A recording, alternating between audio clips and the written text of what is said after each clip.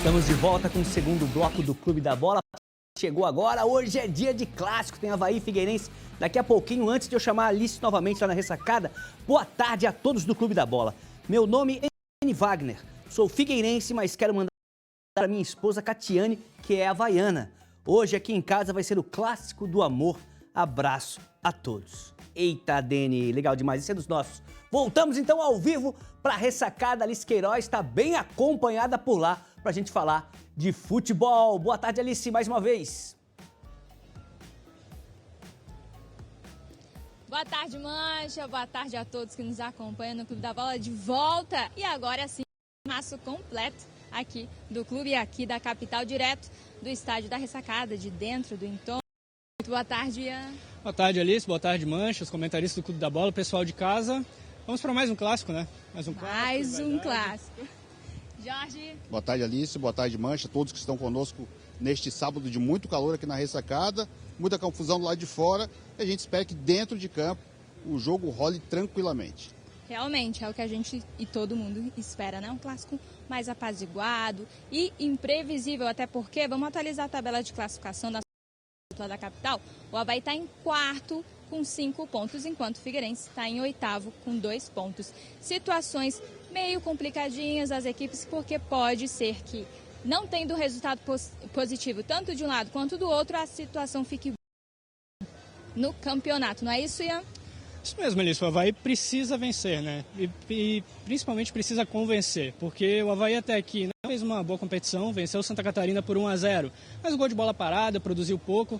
Contra Brusque e contra Caravaggio, novamente produziu muito pouco, então a expectativa é que o time principalmente apresente um futebol melhor. E sem Aleph Manga, né? Sem Aleph Manga hoje, o principal reforço do Avaí para essa temporada, Aleph Manga é desfalque por causa de um problema na coxa. E do outro lado, nós vamos falar então do Figueirense, que também vem de uma ansiedade do clássico e preocupados porque 2 empates e uma derrota essa semana ainda contra o Criciúma no Scarpelli, né, João? O Figueirense é uma das 6 equipes que ainda não venceu no Campeonato Catarinense. O técnico Thiago Carvalho já tem uma certa pressão sobre o seu trabalho. A torcida no último jogo contra o Criciúma contestou algumas mudanças que ele fez. A gente aqui de última hora investigando nos bastidores. Pode ser que tenha novidade no ataque. O ataque deve ter João Lucas, que é o principal jogador do time até agora na competição, Kaique e o Nicolas iniciando como titular daqui a pouquinho aqui na ressacada. O Ian bem falou que a Aleph Manga é um desfalque para o Avaí, então vamos passar limpo qual é a provável escalação do time azurra para esse confronto que é a partir das 4h30 da tarde. Bom, o Avaí deve ter o retorno do Brock. Então vem com César no gol, Marcos Vinícius, Jonathan Costa, o Eduardo Brock volta na zaga no lugar do Pedrão, Mário Sérgio na lateral esquerda. No meio campo tem a dúvida, mas a expectativa é que entre o Zé Ricardo no lugar do Barreto, fazendo dupla de volantes com o João Vitor. Meio campo também com o Marquinhos Gabriel, no ataque Gaspar deve entrar na vaga de Aleph Manga, o Robert Burbano pelo lado direito e a provável escalação é de Igor no lugar de Kleber como centroavante, Alice.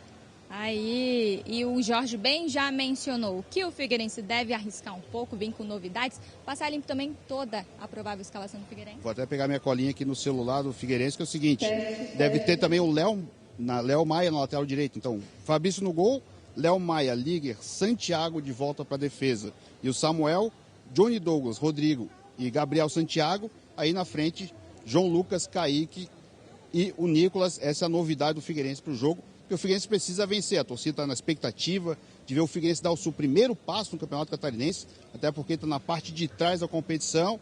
E quem sabe, até com ingresso a R$200, aí, que o torcedor reclamou bastante, faça a festa aqui no estádio da ressacada. Não em grande número, mas quem está vindo aqui está confiante numa possível vitória do Figueirense. Tá certo. Ian, você bem mencionou ali o jogo contra o Caravaggio. O técnico Anderson Moreira falou sobre a falta do futebol bom que a gente pôde observar nessa partida e a esperança de um futebol melhor para esse confronto de hoje. Convocou a torcida está vindo em peso, a gente está acompanhando cada vez mais pessoas aqui no entorno da ressacada. Vamos esperar que o Avaí dê uma melhorada e também faça alguns ajustes, né?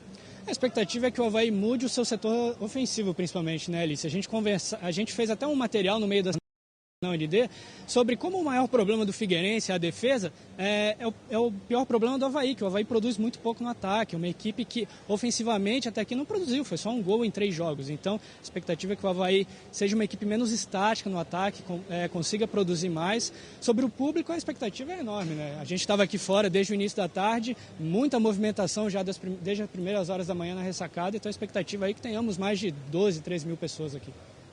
E Jorge, o técnico Thiago Carvalho falou sobre a ansiedade e a certa pressão para o elenco alvinegro. O Figueirense, que bem como tu destacou, enfrentou aí uma polêmica, ingressos com R$200, chegou a notificar extrajudicialmente tanto o Avaí quanto a Federação Catarinense de Futebol. Também disponibilizou um telão lá para a galera poder acompanhar no Orlando Scarpelli. Então a torcida de todos os jeitos vai poder acompanhar o time em campo e esperando uma reação, né? Isso mesmo, quem não vai vir aqui para o Scarpelli, para a ressacada, tem a opção de ir ao Scarpelli. O sócio não paga nada, mas leva 1 quilo de alimento, ou se você não é sócio do Figueirense, é só pagar R$10, levar 1 quilo de alimento e assistir o jogo num telão lá atrás do setor B. É uma chance de o torcedor estar junto do seu clube, do seu povo, nesse jogo tão importante que é o primeiro clássico da temporada. E aí pode ser que seja só o único, né? Não sei que os dois times se classifiquem e se peguem nas fases finais do Catarinense. Essa pressão que o Thiago Carvalho está vivendo no momento é também essa ansiedade para buscar a vitória. Os jogadores de frente, a gente viu no último jogo o Kaique errando algumas oportunidades, já tinha acontecido contra o Ercílio Luz também. É essa ansiedade de buscar a vitória, de mostrar para o torcedor que nosso time em 2025 é um time diferente de 24. Mas essa ansiedade também atrapalha, Alice. Então esse momento do Figueirense ter um pouquinho mais de calma, acertar o pé para buscar a primeira vitória. Se for no clássico, conhece um pouquinho, aí o time embala de vez.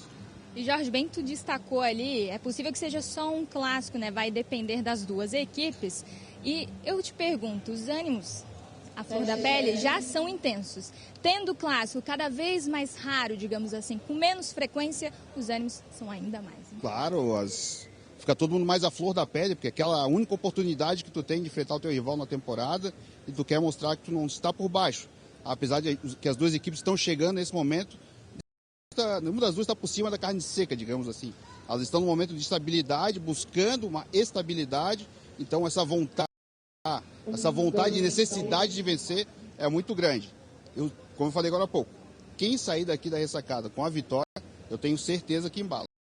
Rivalidade em campo, rivalidade fora também, mas como a gente bem destacou, querendo apaziguar a situação. Ian, também ânimos à flor da pele por parte da torcida havaiana, né? É sempre bom encarar o Figueirense no Campeonato Catarinense. Sempre um clima legal, né, Alice? Como o Mancha bem menciona, o clássico tem essa coisa de muitas vezes o time que está melhor nem sempre leva melhor. Então, o Avaí tem um poderio financeiro maior que o Figueirense, até por estar uma divisão acima. Mas mesmo assim, o clássico é legal por essa imprevisibilidade sempre que tem. Então, a expectativa é que tenhamos um bom jogo. Está muito calor, vamos ver se o tempo dá uma colaborada também, mas a expectativa é de grande, principalmente tenhamos gols, que é o que tem faltado principalmente nos jogos do Avaí. Então vamos aproveitar, já que tu falou aí que é tudo muito imprevisível, normalmente o time que está pior bem no clássico. Qual é teu palpite para o dia de hoje? Vamos de 2-1 Avaí. 2-1 Avaí, tá indo pro lado havaiano aí, que não seria o lado pior da situação. Mas vamos ver o palpite do Eu não vou trair o que eu botei no nosso portal ND+, o meu palpite é vitória do Avaí, não botei um placar, mas eu vou num 3-2. Eu acho que vai ser um jogo com gols, um jogo animado. A gente precisa de um jogo animado, com gols, com festa, que tem alguém comemorando e a gente tenha o mínimo de confusão possível. Alguém vai sair triste. Eu acho que empate eu não quero. Um 0-0, imagina, não quero. Os gols aqui pela ressacada. Ontem, ao vivo com Alisson Francisco, ele também já palpitou, também foi por um empate. Mancha, mas o geral destacou também a resposta em relação ao ND+, falando do 1-0 ali para o Figueirense. Então eu volto com vocês aí para o estúdio para repercutir um pouco mais sobre essa questão dos palpites e também saber dos nossos comentaristas pelo estado o que eles esperam desse confronto. O Mancha é o nosso gato mestre, hein? O Mancha tá acertando tudo, hein? Mancha, contigo. E Ansel Jorge Júnior, direto da ressacada ao vivo, porque daqui a pouco tem clássico. Vamos fazer então, estrear um quadro novo aqui no programa, o Palpitômetro. Eu começo com Alisson Francisco. Alice já deu um spoiler aí da tua opinião, mas confirma pra gente, Alisson. Eu não estou tão otimista. Eu acredito que as duas equipes vão entrar em campo bem receosas, principalmente pela situação no campeonato. Então, um esperando o erro do outro para ver se consegue aquele biquinho, como diria o nosso saudoso Miguel Livramento, para conquistar um resultado positivo. Eu apostei no empate 1-1. Tá certo. Daqui a pouco a gente vai colocando no telão também esse palpitômetro da galera. Ó, já registrou aí, ó. Já registrou o Alisson 1-1. Sérgio Badá, sua opinião pro clássico de Florianópolis. Eu cravei 3-0 pro Figueira. Furacão vai devastar a ressacada. 3-0 pro com 2 gols do Kaique de grande passagem pela Chapecoense. 3-0 pro Furacão. Tá certo. Kaká Oliveira, teu palpite pra esse jogo. Acho que o Avaí leva 1-0. Tá aí, o Kaká Oliveira foi direto 1-0. No momento das equipes já é goleada, né, Alisson? 1-0. Vamos lá. Renato Semensati, esse também tem essa conexão com o sul do estado, mas viveu muito esse clima da capital, esse clima de clássico entre Avaí e Figueirense.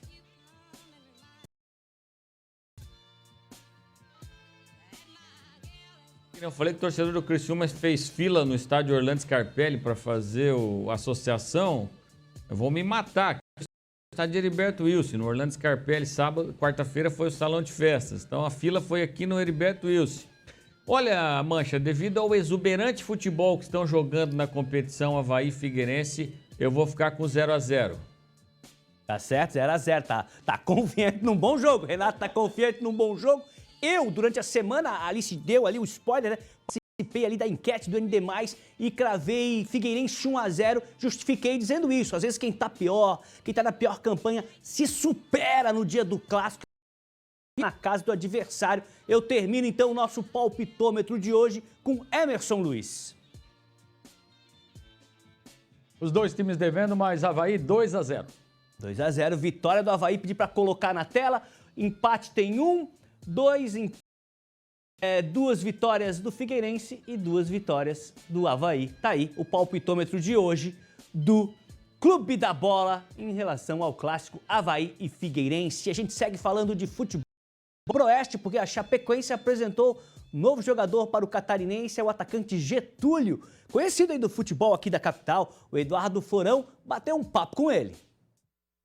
Oi, Mancha, boa tarde para você. Um abraço ao pessoal ligado aqui no Clube da Bola.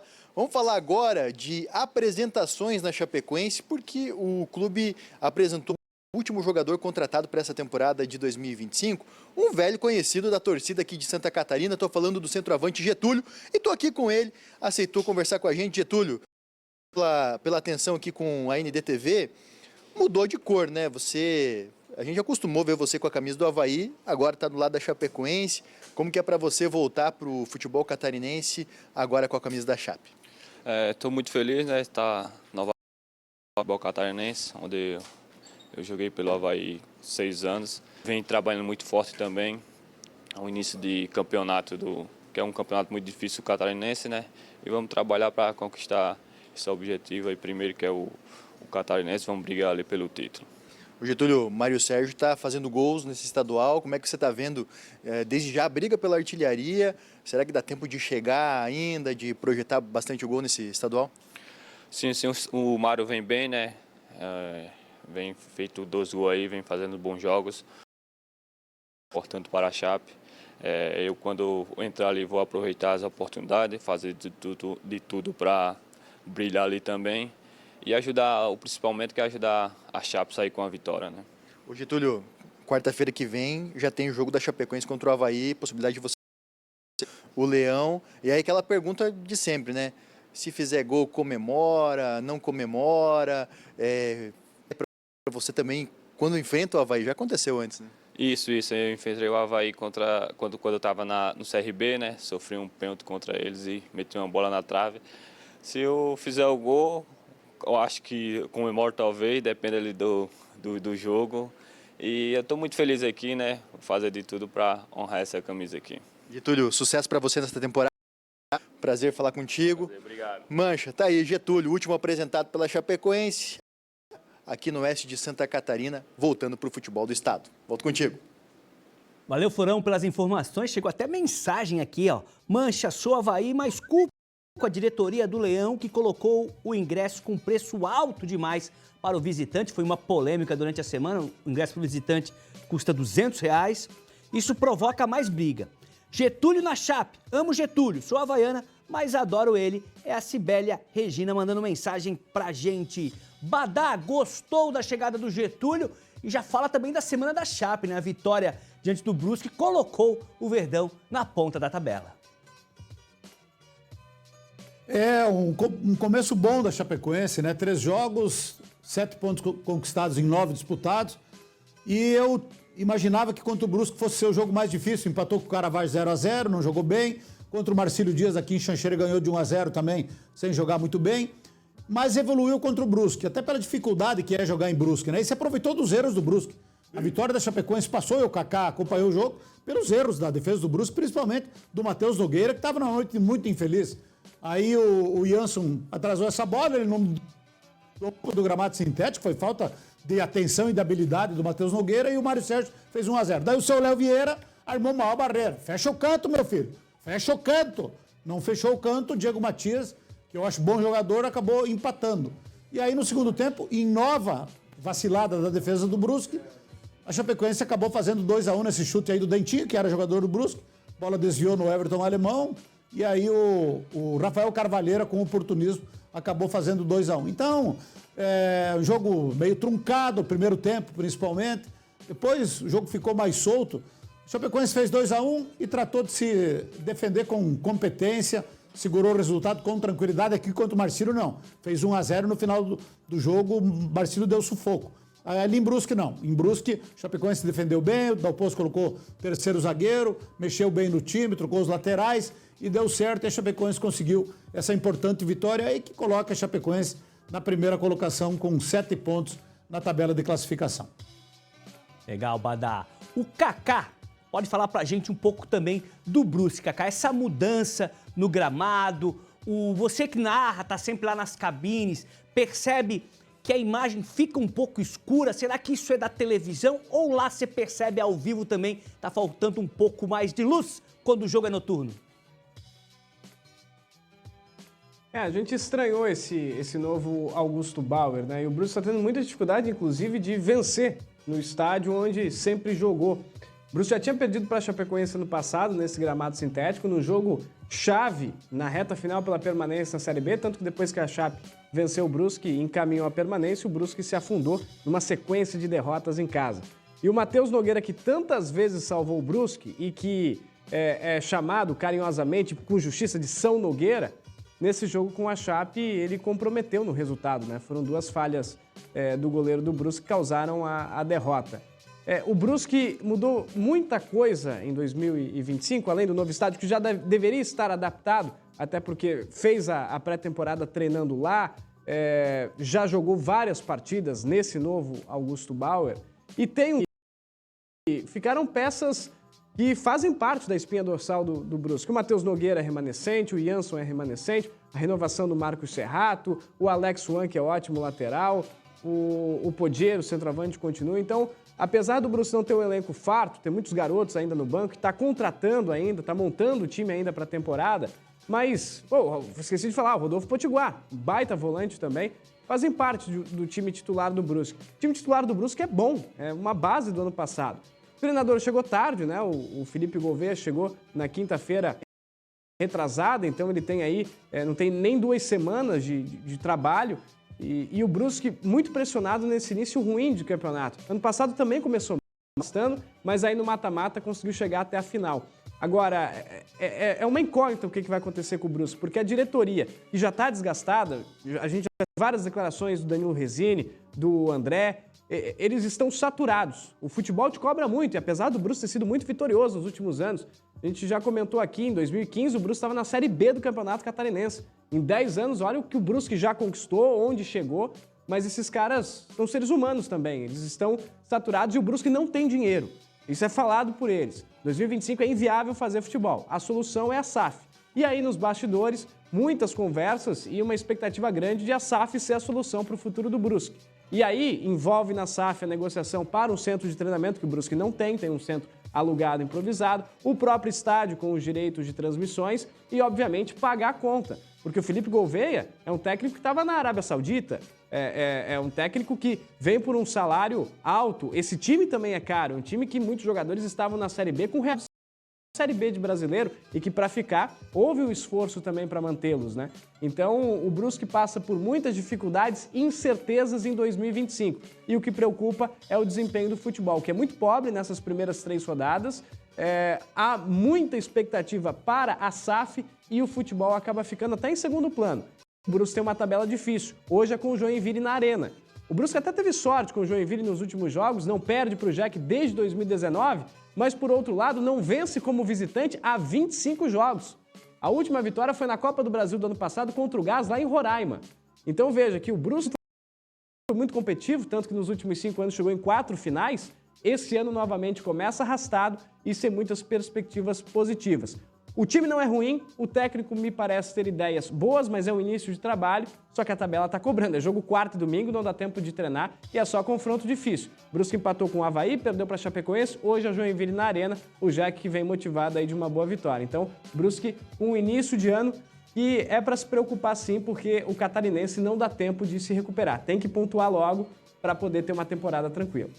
Legal, Kaká. Vou pedir pro pessoal rodar de novo as imagens desse jogo, para ilustrar ali o que eu comentei com o Kaká, né?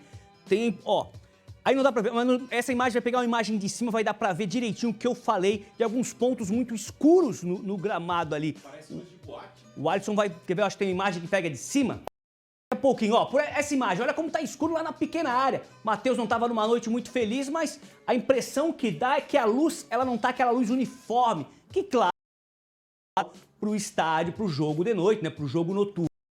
Tem uma imagem, daqui a pouco ela vai passar, que é a imagem de cima, que você consegue ver bem assim os pontos de luz e alguns pontos bem escuros no gramado lá do Novo Augusto Bairro. Acho que é depois desse lance, vai passar a imagem. Ó, esse lance aí, olha só como você vê a luz lá na área. Ah, ó, parou, boa. Nosso diretor, o Carlos, é demais, né? Já deu um pause ali pra parar a imagem. Olha como tá escuro lá no fundo, lá na placa, como tem um ponto de luz bem forte ali no lado esquerdo do goleiro, né? Realmente isso me chamou a atenção pela TV, mas pelo Kaká, que está acostumado aí com um novo estádio, também percebeu ao vivo. Ó, você pode participar. Opa, o Kaká quer falar. Pode falar, Kaká. Badal quer falar. Não, desculpa, eu acabei não respondendo a tua pergunta sobre o Getúlio. Eu tenho uma lembrança boa do Getúlio no Avaí. Tanto é que foi pro Vasco, aí ele acabou indo lá pro futebol do Japão e não conseguiu retomar a carreira. Foi lá pro Goiás, não se deu bem, o CRB também não. Então ele vai ter essa oportunidade na Chapecoense. Eu acho que é uma boa contratação para suprir a saída do Perotti. Ele é jovem, ele tem que retomar a carreira dele e vai ter a oportunidade aqui na Chapecoense. Legal, o Getúlio estava no Avaí, foi pro Vasco, foi para fora do país, voltou. Parece que é o mesmo Getúlio, não envelheceu um dia. O Kaká queria falar também. Não, eu acho que eu não te respondi, né, Mancha? É sim, tem uns pontos escuros, é um pouco estranho, sim. Não sei se isso atrapalhou o Matheus Nogueira pelas falhas ali, até porque o Brusque já jogou algumas vezes, mas assim, é estranho. É diferente, não sei se é ruim, se atrapalha os jogadores, mas de fato, não só pela TV, mas presencialmente também a gente tem os pontos escuros, sim, no gramado do Augusto Bauer. O Emerson, que joga a semana pela Patota, quinta tentativa, pode contar pra gente um depoimento se a luz interfere ou não na atuação quando o jogo é noturno. Isso depende muito, mas ali interferiu a qualidade técnica. Ali faltou realmente qualidade e falta de entrosamento. Por mais paradoxal que seja, eles se conhecem. Matheus Nogueira e Anson, eles jogaram juntos, eles já estão há um bom tempo, mas isso é a falta do ritmo de jogo que a gente falou. Falando em Patota, a gente é peladeira, eu peguei 30 dias de férias e literalmente dei um chute no balde. E eu fico imaginando, tudo bem, a gente tem esse direito. E eu voltei semana passada a jogar na Patota, mas pensa a dificuldade, difícil. Voltei quinta agora passada de novo, melhorei um pouquinho, mas até pegar o ritmo vai demorar. Mas eu fico imaginando, eu sou peladeiro, o jogador de futebol profissional. Ele pega férias, é verdade, será que é aquela semana do lixo, são 15 dias de lixo?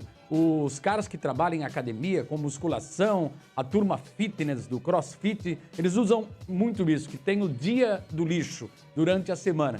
Será que jogadores de futebol também dão um bico no balde? Porque são atletas profissionais. A gente sente que eles demoram demais para se recuperar. Sempre falta o ritmo de jogo, sem dúvida nenhuma. Também a questão da filosofia de mudança de treinador, eu vejo pelo caso do Brusque. De todos aí, me parece que é o que mais está entrosado, ou pelo menos manteve, perdão. Mais jogadores do ano passado. Só que chegou um novo treinador, um gringo. E por mais que você esteja até entrosado, vem sempre alguém, isso em qualquer lugar, qualquer ambiente. Um novo diretor, por exemplo, em qualquer empresa, ele quer imprimir a sua digital, ele quer imprimir o seu ritmo, ele quer as suas ideias e vai fazer algumas mudanças. Isso acaba embaralhando um pouco a cabeça dos jogadores. Eu penso assim, talvez, dessa maneira, mas tem gente devendo aí, cara, cada erro técnico de jogador profissional que eu fico abismado, viu, Mancha? Emerson, duas coisas aí na sua fala. Você citou ali o crossfit, temos um crossfiteiro aqui no programa, temos um dois, né, o Badá e outro, temos dois crossfiteiros. E o Emerson joga na quinta, lá no Patota, na Patota. Na sexta ele mete aquela foto da pizza gigante, 18 sabores. Daí não dá, né? Daí eu vejo, te acompanho, te sigo nas redes sociais. Falando nisso, você pode falar. A dieta dele é a do Walter. Do Walter, eita. Ó, você pode participar do programa.